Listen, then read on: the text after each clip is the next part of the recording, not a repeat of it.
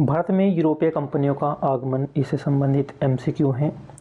Question है, औपनिवेशिक शासन की स्थापना निम्न में से सबसे पहले कहाँ हुई थी?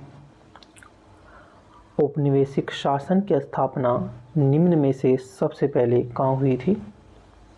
ऑप्शन नंबर डी है बंगाल में।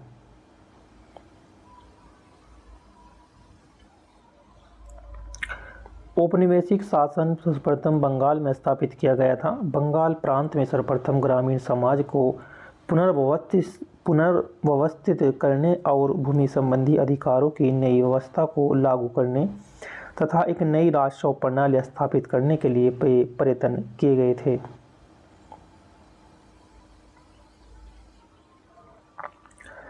नेक्स्ट है, बंगाल का पहला अंग्रेजी कारखाना 1651 में किस नदी के तट पर यह स्थापित किया गया था? बंगाल का पहला अंग्रेजी कारखाना 1651 में किस नदी के तट पर इसे स्थापित किया गया था? ऑप्शन नंबर है सी, हुगली नदी के तट पर। हुगली नदी के तट पर इसे स्थापित किया गया था।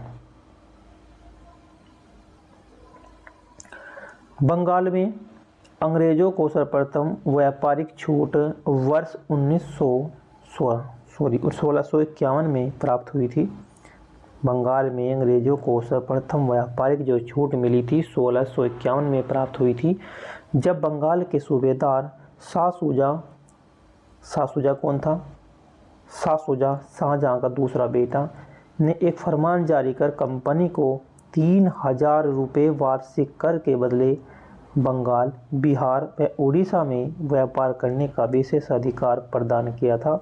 शाहशुजा की अनुमति से बंगाल में पहला अंग्रेजी कारखाना 1651 में हुगली नदी के तट पर स्थापित किया गया था तथा अंग्रेज अधिकारी ब्रिजमैन को इस कारखाने फैक्ट्री का प्रधान नियुक्त किया गया था।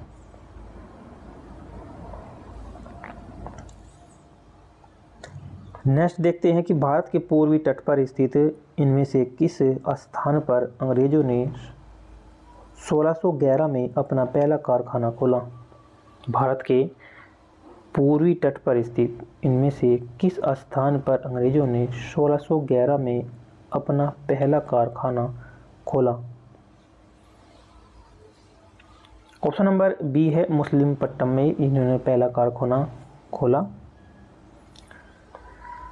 भारत के पूर्वी तट पर स्थित मुसलिमपट्टनम में 1611 ईस्वी में अंग्रेजों ने पहला कारखाना खोला। उल्लेखनीय है कि भारत में आने वाले यूरोपीय शक्ति में सबसे पहले आगमन पुर्तगालियों का हुआ। नेक्स्ट है, भारत के लिए समुद्री मार्ग की खोज किसने की थी? भारत के लिए समुद्री मार्ग की खोज किसने की थी? भारत के लिए जो समुद्री मार्ग की खोज की थी वो वास्को डी गामा के द्वारा की गई थी 1498 ईस्वी में। भारत के लिए समुद्री मार्ग की खोज वास्को डी गामा ने की थी, जो एक पुर्तगाली नाविक था। वह अब्दुल मनीक नामक गुजराती पथ प्रदर्शक की सहायता से कालीकट के प्रसिद्ध बंदरगाह है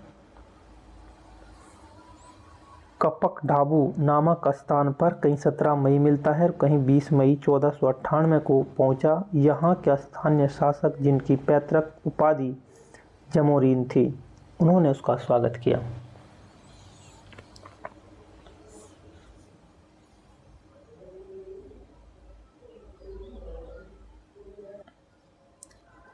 नेक्स्ट है, भारत के समुद्री मार्ग की पहली बार खोज किसने की थी? भारत के लिए जो समुद्री मार्ग की खोज थी सबसे पहले पुर्तगाली ने की थी 1498 ईस्वी में।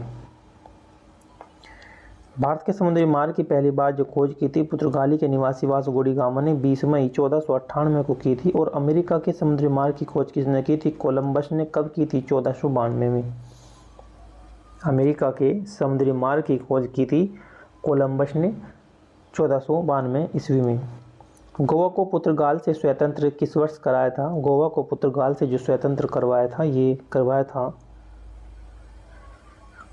1961 में। पुर्तगाल सबसे पहले आए और सबसे बाद में गए।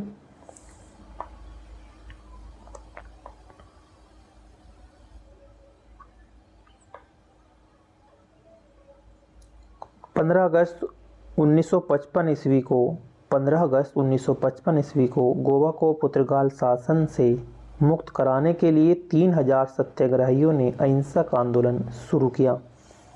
15 अगस्त 1955 ईस्वी को गोवा को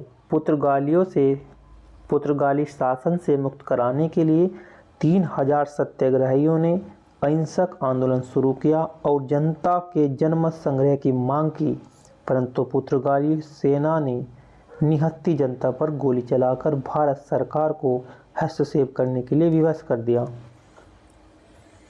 उसके परिणाम स्वरूप क्या हुआ कि भारत सेना ने एक गोवा में एक ऑपरेशन चलाया जिसका नाम था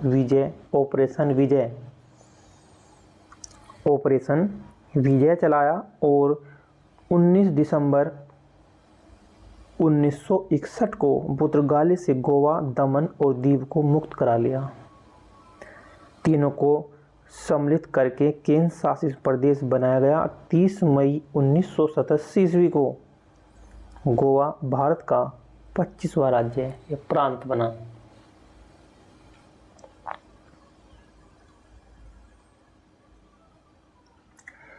पुर्तगालियों के द्वारा गोवा पर कब्जा कब किया गया था?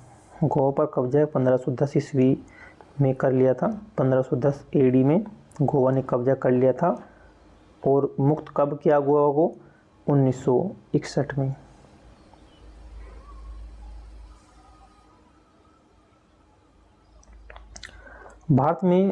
भारत में पुर्तगालियों के द्वारा गोवा पर कब्जा 1510 ईस्वी में किया और पुर्तगाली वायसराय अल्फांसो दी अल्बुकर्क ने 1510 ईस्वी में बीजापुर के सुल्तान यूसुफ आदिल शाह को हरा दिया और गोवा पर अपना कब्जा कर लिया था। 1510 ईस्वी में जो पुर्तगाल के वायसराय थे अल्फांसो दी अल्बुकर्क। नेक्स्ट है, इनमें से कौन सा खोजकर्ता भारत आना चाहता था किंतु उसके बजाय अमेरिका के तट पर पहुंच गया?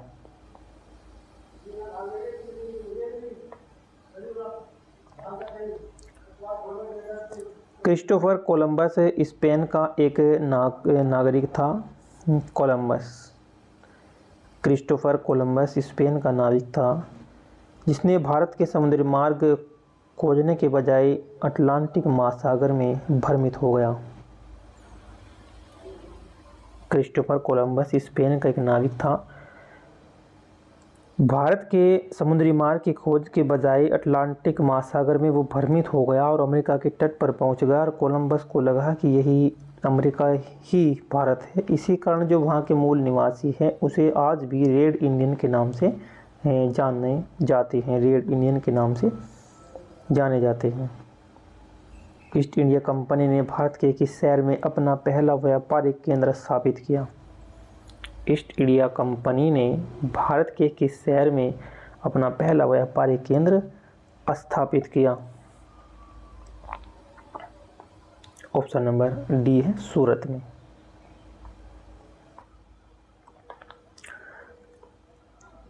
इकतीस दिसंबर 1600 ईस्वी को इंग्लैंड की महारानी एलिजाबेथ प्रथम ने कंपनी को 15 वर्षों के लिए पूर्वी देशों के साथ व्यापार का एक अधिकार प्रदान किया। भारत में व्यापारिक फैक्ट्री स्थापित करने का प्रथम प्रयास कैप्टन हॉकिंस के आगमन से हुआ।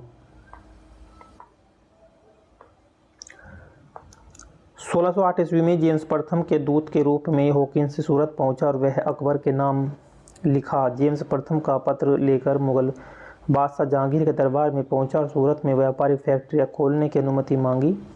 सम्राट ने अनुमति दे दी किंतु पुर्तगाल के शत्रुतापूर्ण कारनामों और सूरत के सौदागरों के विरोध के कारण यह अनुमति रद्द कर दी थी और 1612 ईस्वी में कैप्टन थॉमस बेस्ट ने एक समुद्री युद्ध में पुर्तगालियों को पराजित किया था। 1613 ईस्वी में शाही फरमान के द्वारा जहांगीर ने अंग्रेजों को सूरत में स्थापित कारखाना स्थापित करने की अनुमति दे दी। इस प्रकार सूरत के द्वारा पहला अस्थायी व्यापारिक केंद्र की स्थापना कर दी गई। किस सन में इंग्लैंड की रानी को भारत की महारानी घोषित किया था? ये 1877 में 77 में 1877 में इंग्लैंड की रानी को भारत की महारानी घोषित किया गया था। 1877 ईस्वी में इंग्लैंड की रानी को भारत की महारानी घोषित किया गया था। इसका पूरा नाम महारानी विक्टोरिया था। इन्हीं के नाम पर भारत के कोलकाता विक्टोरिया मेमोरियल भवन का भी निर्माण किया गया था। क्वेश्चन नंबर 10 है,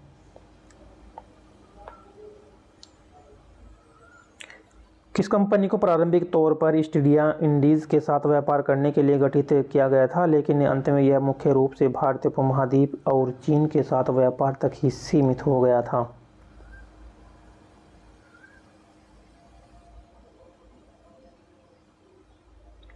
ऑप्शन नंबर है इसका C, East India Company. East India Company को प्रारंभ तौर पर ईस्ट इंडीज़ के साथ व्यापार करने के लिए गठित किया गया था, लेकिन अंत में यह मुख्य रूप से भारतीय उपमहाद्वीप और चीन के साथ व्यापार तक ही ये सीमित रह गया था। ईस्ट इंडिया कंपनी को प्रारंभ तौर पर ईस्ट इंडीज़ के साथ व्यापार करने के लिए गठित किया गया था। कंपनी के प्रबंधन के लिए एक समिति व्यवस्था की गई थी। इसमें एक निर्देशक, एक उपनिर्देशक और 24 सदस्य थे।